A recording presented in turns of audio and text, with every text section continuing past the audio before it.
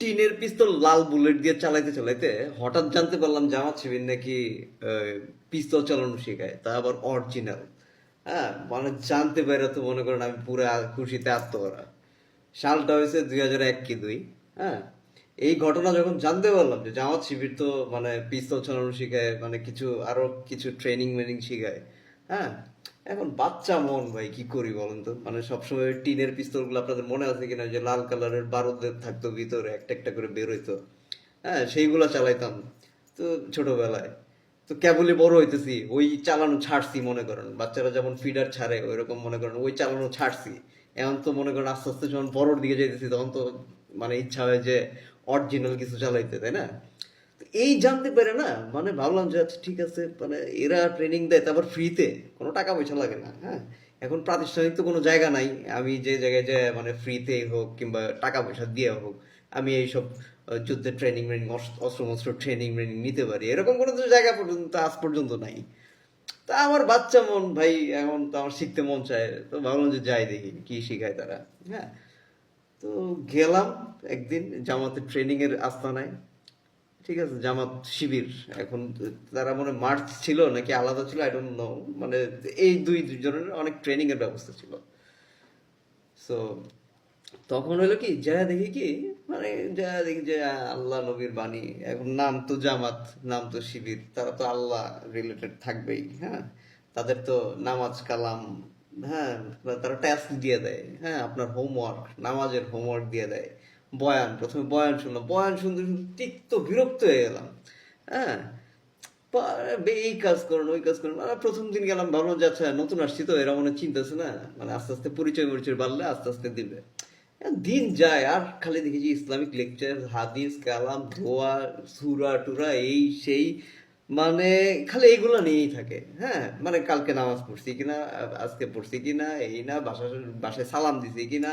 হ্যাঁ, মানে বাবা মারে সালাম দিছি কিনা। আর এদিকে তো আমি জীবনে বাবা মারে সালাম দিইনি, আমার তো লাগে লজ্জা। আবার এদিকে যায় মানে মিথ্যা বলতে হয়, হ্যাঁ হ্যাঁ দিছি। কিন্তু মানে আসলে তো দেই না। কিন্তু তারা আবার ভেরিফাই করতে চায়, তারা আবার মানে বাসায় কানেক্টেড থাকতে চায়। হ্যাঁ, যে আপনার গার্ডিয়ানের তখন তো আর ফোন টোন ছিল না অত বেশি।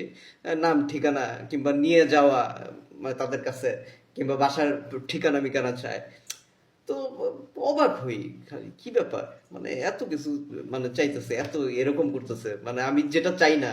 তখন তো উঠতি বয়স, আমি চাই যে মানে আমি কোথায় গেলে মানে উল্টাপাল্টা কাজ করতে পারবো, কোথায় গেলে আমি বস্তি রিলেটেড কাজ করতে পারবো, মানে যত জঘন্য কাজ আছে। হ্যাঁ, পৃথিবীর বুকে সেই সব কাজগুলো করার ইচ্ছা করতো বেশি। হ্যাঁ, কিন্তু তারা খালি ভালোর দিকে মানে পুশ আপ করে, খালি পুশ করে, জোর করে না, পুশ করে। মন মেজাজ উঠে গেল যে কবে শিখাবে। হ্যাঁ, মুখ ফিটে বলতে পারি না যে শিখাবেন না, ভয় লাগে, ছোট মানুষ। হ্যাঁ, মানে ছোট মানুষ তো আর বলতে পারে না। আমি তো মনে করছি একাই শিখাবে, সবাই লোক মুখে শুনছি যে এরা নাকি এগুলো শিখায়। হ্যাঁ, তো দিন যায়, খালি মাস যায়, মানুষ তা আর শিখায় না ভাই। তো সেই শিখা আজ পর্যন্ত শিখতে পারলাম না। হ্যাঁ, সেই শিখার সন্ধান ভাই খুঁজে পেলাম না। তো এর নাম জামাত, এর নাম শিবির। হ্যাঁ, লোক মুখে যে যাই বলুক, সবই যে গুজব সেটা আমার নিজের চোখে দেখা। হ্যাঁ, এটা বলতেছিলাম 2000 সাল, 2001 সাল, 2 সাল, এরকম একটা টাইম, 1-2 হবে আশা করি। হ্যাঁ, সো তখন থেকে দেখছি ভাই, তারপর থেকে তো নির্যাতিত, মানে তারপর থেকে তো ভ্যানিশ। হ্যাঁ, এই এখন আবার আমরা দেখতে পাচ্ছি অ্যাক্টিভিটিগুলো। চিন্তা করছেন ভাই, কতটা স্ট্যাবলিশ এক একটা স্ট্যান্ডার্ড। জামাতের বলেন, শিবিরের বলেন, ইসলামিক যে হেফাজত বলেন, যে মানে যারা আছে, কতটা স্ট্যান্ডার্ড, কত মানে মানে এদের কিন্তু একটা বড় দোষ এই স্ট্যান্ডার্ডনেস, এই মিউ মিউ। হ্যাঁ, এরা মিউ মিউ করার কারণে এই আজকে কত বছর, মানে প্রায় 60 বছর হয়ে যাচ্ছে এরা ক্ষমতায় আসতে পারতেছে না। হ্যাঁ, 70 বছর হয়ে যাচ্ছে মনে হয়, আই ডোন্ট নো, আপনারা ভালো জানেন। দীর্ঘ সময় এরা ক্ষমতায় আসতে পারছে না only because of mu mu. এদেরকে অথচ আজকে একটা পোস্ট দেওয়ার কারণে গুম খুন টুন করে ফাঁসি টাসি, ডেলার হোসেনকে মেরে ফেলা হলো। হ্যাঁ হ্যাঁ, মানে কত কিছু করা হলো, কত নির্যাতন নিপীড়ন গেল, হ্যাঁ, এদের উপর দিয়ে। তবুও তারা যখন মানে এইরকম একটা সিচুয়েশনে, প্রায় 5ই আগস্টের পরের যে সিচুয়েশন, এখন তো সবারই মোটামুটি কম বেশি সবারই আছে, এইরকম একটা সিচুয়েশনে তাকে যদি আপনি যে মারেন, সে আপনাকে কি করে, ভাই মারলেন ভাই, কেন মারলেন ভাই, মারা তো ঠিক না। এইভাবে এত মিউ মিউ করে চলে না ভাই। হ্যাঁ, মানে ইটের বদলে পাটকেল দিতে হবে। জামাত শিবির কিংবা ইসলামিক যারা আছেন, আমি সাধারণ মানুষকে বলবো ভাই একটা বার ট্রায়াল দেন। হ্যাঁ, কেউ কি আছে আজ পর্যন্ত টাকা ফিরাই দিছে? দেখেন, হজের টাকা রিটার্ন দিল। মানে অতীতে আমরা ওই যে কৃষি নাকি একটা মন্ত্রণালয়ে কে দায়িত্বে ছিলেন তার রেকর্ড আমরা জানি। তাদের প্রত্যেকটা দেখেন, প্রত্যেকটা মেম্বারের চেহারা দেখেন ভাই। জামাত শিবির ইসলামিক প্রত্যেকটা ইসলামিক হেফাজত টেফাজত যারা আছে, মানে যত ইসলামিক দল আছে প্রত্যেকের চেহারার দিকে তাকান। হ্যাঁ, চেহারা দেখে 5% আইডিয়া করতে পারবেন এরা লোকটা কেমন, এদের ফ্যামিলি মেম্বার, এদের যারা সাপোর্টার, প্রত্যেকের চেহারার দিকে তাকান। আর অন্যান্য যারা আছে ইসলামিকের বাইরে তাদের চেহারার দিকে তাকান। চেহারাই আনাফ ভাই। হ্যাঁ, চেহারাই আনাফ। চেহারাই বলে দিবে কার পরিমাপ কতটুকু, কে খারাপ হলেও সেটার পরিমাপ কতটুকু, কে ভালো হলেও সেটার পরিমাপ কতটুকু, সব চেহারাই বলে দেয় ভাই। এই যে দেখেন তাদের প্রত্যেকটা যোগ্যতা দেখেন, তাদের দলের যারা যারা কাজ করছে মানে প্রত্যেকে একে আরেকজনের জন্য, এই যে 17 বছর কিংবা 20 বছর না কত বছর, প্রত্যেকের জন্য, যারা ভিকটিম, যারা জেলে ছিলেন, যারা এই ছিলেন, প্রত্যেকের জন্য প্রত্যেকে একদম জান দিয়ে দিচ্ছে, টাকা পয়সা যা যা লাগে সব দিয়ে পালছে, এক কথায় পারে পালছে। হ্যাঁ, যাদের আছে সামর্থ্য আছে, যাদের নাই তাদেরকে পালছে। আর কোন দলটা পারবে ভাই? এটাই ইসলাম। ইসলাম এটাই শিক্ষা দেয় যে মৃত্যু মানে পৃথিবী কিছুই না, এটাই শিক্ষা দেয় ইসলাম। সেটার পুরো জলজন্ত দৃষ্টান্ত হচ্ছে এই ইসলামিক দলগুলো। হ্যাঁ, এই যে দেখেন কত বড় একটা জনসমাবেশ হলো, কোনো একটা বিশৃঙ্খলা দেখতে পেরেছেন, কোনো একটা মানে দেখতে পেরেছেন? হ্যাঁ, মানুষের একটু ভোগান্তি হয়েছে, জ্যামজট হয়েছে। আমি অনুরোধ জানাবো শুক্রবারে করার করার এইসব যদি ভবিষ্যতে করে তাহলে আরো পার্টিসিপেন্টও আসবে। ইভেন শুক্রবার সবারই যেহেতু ছুটির দিন, সেটা একটা সুবিধাজনক থাকতে পারে। যদিও মাঝখানে একটা জুম্মার টাইম থাকবে, জুম্মার তো মজা পাওয়া যাবে, সবাই একসাথে জুম্মা পড়তে পারলে মজা পাওয়া যাবে। শুক্রবারে করার আমি বিনীতভাবে অনুরোধ জানাবো।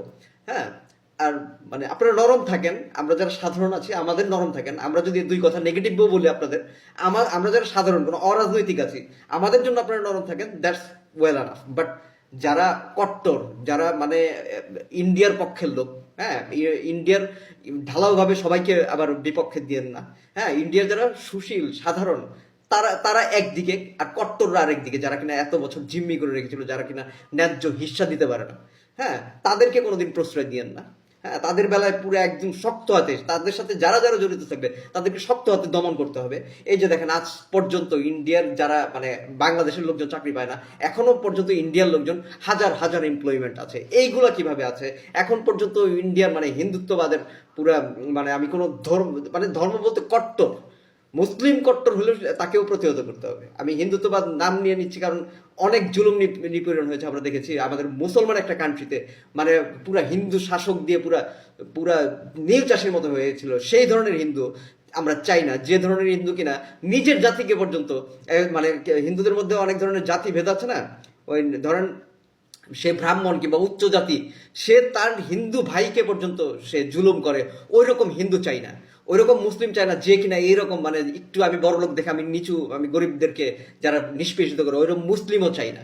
হিন্দুদের মধ্যে এটা বেশি, এটা হিন্দুদের থেকেই এই জিনিসটা ছড়িয়েছে যে তুমি কি জাত আমি কি জাত, এক জাত আরেক জাতকে ছুতে পারবে না।